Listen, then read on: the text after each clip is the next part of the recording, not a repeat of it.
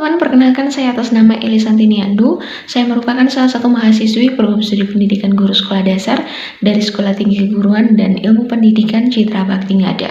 Nah, pada kesempatan kali ini, saya ingin menjelaskan kepada teman-teman tentang bagaimana cara kerja dari web browser, email, kemudian mesin pencarian.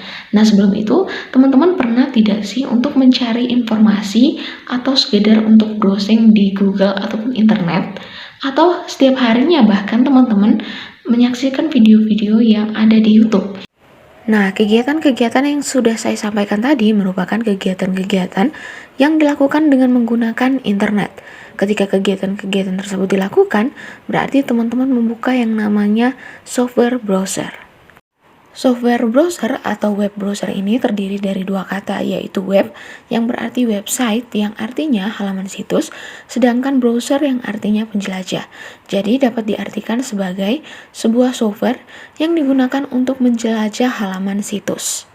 Contoh dari web browser ini ada banyak sekali, di antaranya adalah Google Chrome, Firefox, Safari bawaan dari iOS, dan lain sebagainya. Nah, cara kerja dari web browser ini dimulai ketika user atau pengguna memasukkan alamat pada web yang akan dituju. Kemudian browser akan meminta halaman web dari web server melalui jaringan internet.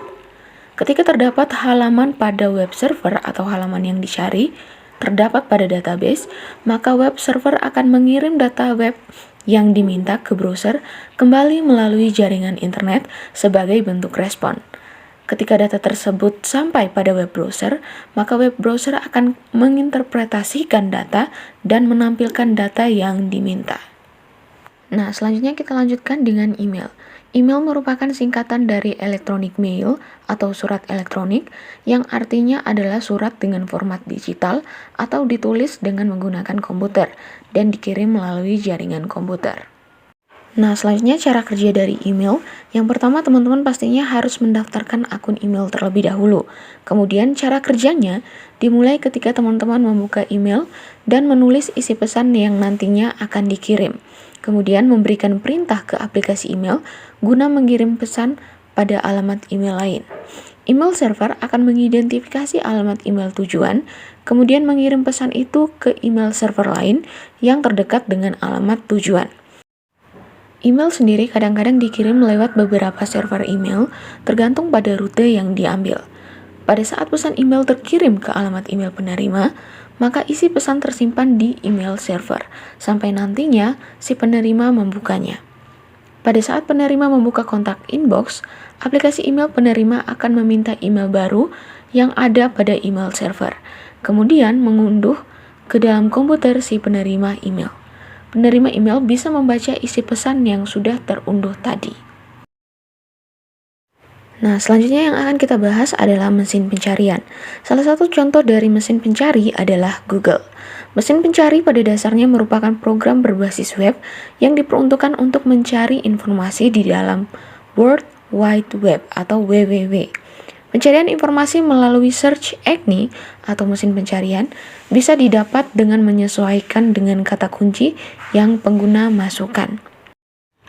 Pada dasarnya, semua mesin pencarian bekerja dengan cara yang sama, yaitu ketika ada orang yang ingin memasukkan sesuatu atau mencari sesuatu, kemudian mereka memasukkan kata atau kalimat pencarian ke mesin pencarian, kemudian mesin pencarian akan menampilkan daftar hasil pencarian yang paling relevan. Tahap-tahap pencarian dari mesin pencarian ini dikelompokkan menjadi 3, yaitu crawling, indexing, dan ranking. Crawling adalah tahap melakukan scanning atau mengumpulkan setiap halaman website secara detail seperti judul, gambar, kata kunci, internal link, dan sebagainya. Kemudian tahap yang kedua adalah indexing. Indexing adalah tahap di mana data yang sudah di-crawl selanjutnya akan diproses dan dicetak di database.